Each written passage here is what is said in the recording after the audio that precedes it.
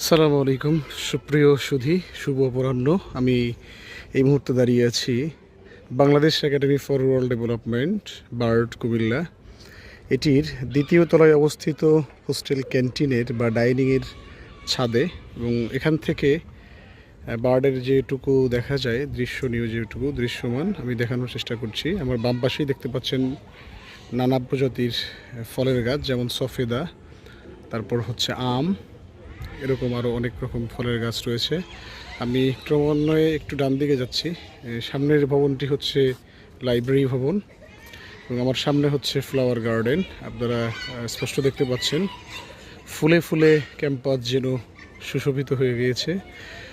আজকে আমরা বিদায়ও নিচ্ছি। আমরা শুরুতেই যখন এসেছিলাম তখন দেখেছিলাম গাছগুলো বেশ ছোট, তখনও ফুল আসা শুরু হয়নি।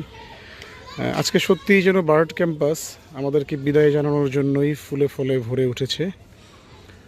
চমৎকার লাগছে। আমি আরেকটু ডান দিকে প্রসিড করলে আপনারা করিডোর দেখতে পাচ্ছেন। এখানে হোস্টেল এবং ক্লাসরুম, অডিটোরিয়াম সবগুলোই একটা আরেকটার সাথে কানেক্টেড করিডোরগুলো দিয়ে।